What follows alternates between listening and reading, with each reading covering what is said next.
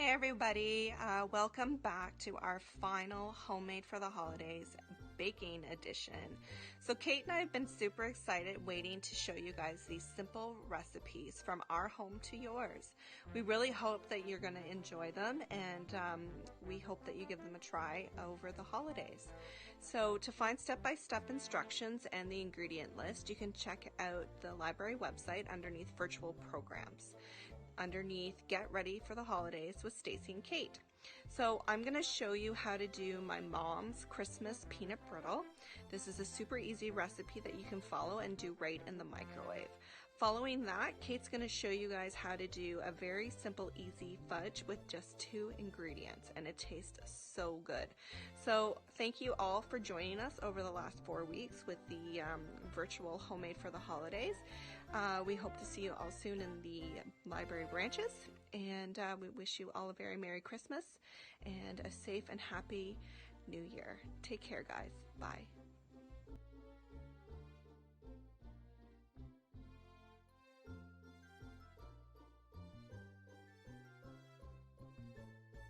Guys, so I'm here to show you guys how to make peanut brittle.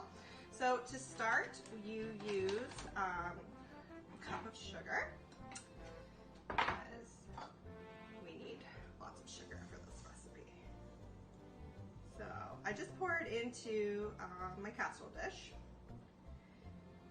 This type of dish tends to work the best in the microwave, but if you don't have this type, or if you choose not to use the microwave, you can always do it on the stove. All right, so once you've got your sugar in, you use half a cup of corn syrup. So you can use any type of corn syrup, but it doesn't really affect the consistency. All right, so I'll just pour that in. Just like this.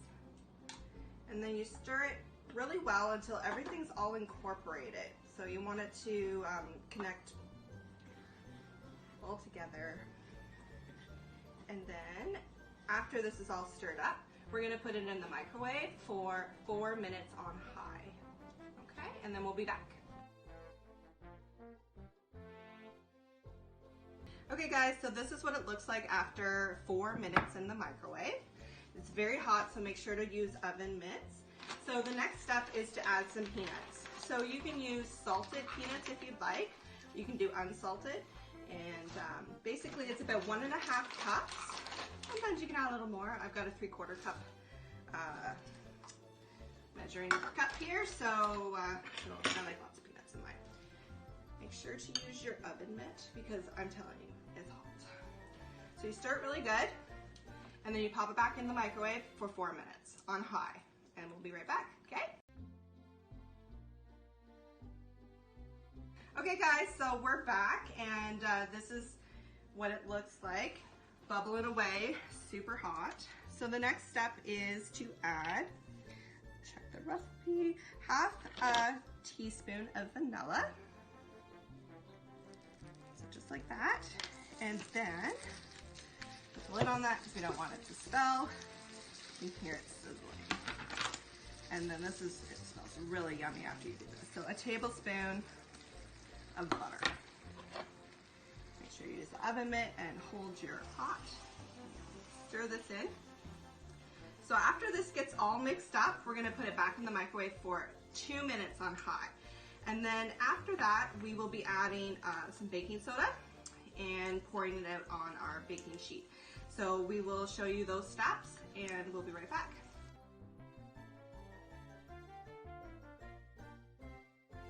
Okay guys, so coming in from the microwave. So the last and final step for your ingredients is a teaspoon. This is a half teaspoon, so I have to do 2. A teaspoon of baking soda. So this is your, let's say, secret ingredient that makes it really fluffy, see? And this is what, so a lot of people don't like peanut brittle because they think it's really sticky. So this is your secret ingredient. So you gotta mix it really good, but this is what makes it kind of more like a toffee and delicious. How's that smell, Kate? It smells really good. So, all right. You pour it onto your parchment paper or a greased baking sheet.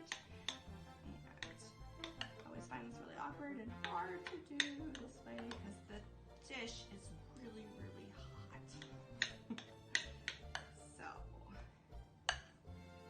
once you have your bowl empty, you just sort of spread it just a little bit.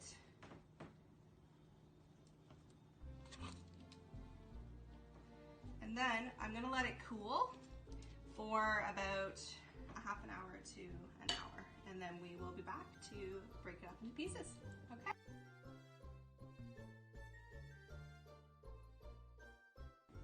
Okay guys, so our peanut brittle has sat for about an hour, and you can see that it is, sorry, like a big giant Frisbee that I could like throw across the room. So the trick is you don't want to break all the pretty peanuts. So we flip it upside down, we put it like this. And then you can use any hard weapon, no, tool, kitchen tool, and break up your peanut brittle. So I just start from the edge, and then I just break it up into little bite-sized pieces, because I just didn't want to keep talking while I'm smashing my peanut brittle. It's a great way to take out holiday frustrations. And then that's pretty much it. So then you just flip it over and it looks delicious.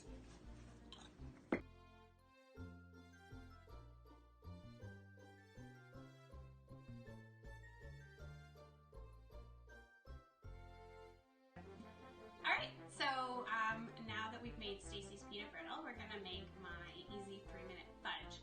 I don't even have a recipe card because that's how easy this recipe is. So all you need is a can of condensed milk. So I'm just gonna pour that right in the bowl. Takes a minute. And then I'm going to add 2.5 cups of chocolate chips. I'm just gonna do this one all chocolate. We're gonna make peppermint fudge today. But if you want to do a marbled fudge, you can use half regular chocolate chips and half of the white chocolate chips. So we're just doing that. We're gonna pour in our 2.5 cups. There's a cup in there.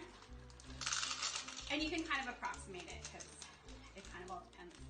So there we go, and there's probably about half a cup. So we're just gonna do that. We're gonna mix it all up a little bit. We're gonna put it in the microwave for about a minute on medium, and then we'll be back.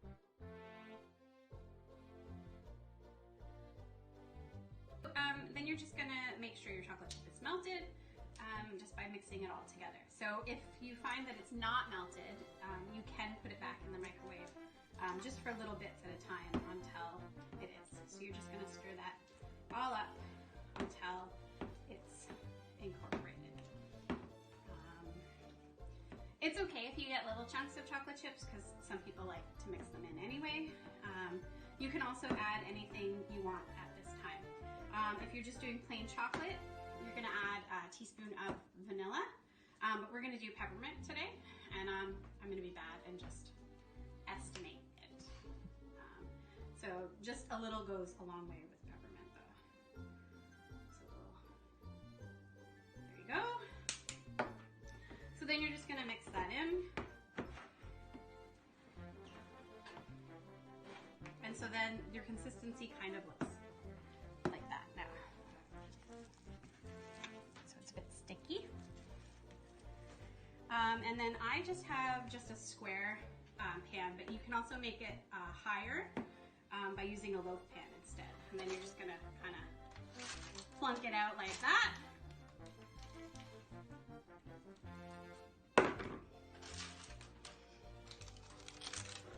And then you kind of smoosh it around. I can smell the peppermint. I might have put a little bit more. That's okay. I like milky chocolate. It's my favorite for the holidays. So you can also do things like orange and chocolate, or I did red velvet as well.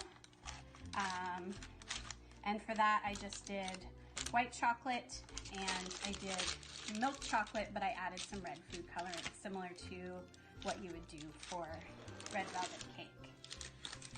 So you can smush it out to fit all the corners, or you can kind of leave it. You'll notice it kind of keeps its shape. If you wanted, you could sprinkle nuts or something on top at this point. But then you just let that set. And then when you're, once it sets, you can cut it up into however big or small pieces that you want. I find it fairly rich, so I tend to do smaller pieces, but then you can just go back for more.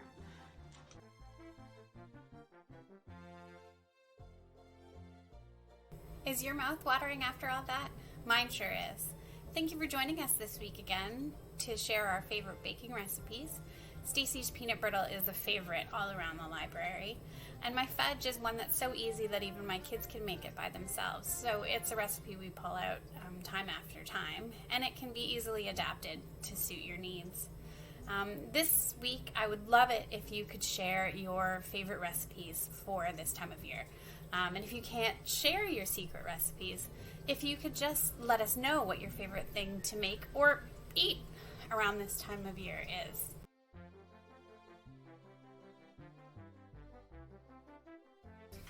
We're so glad you were able to join us over the last 4 weeks as we crafted our way into the holidays.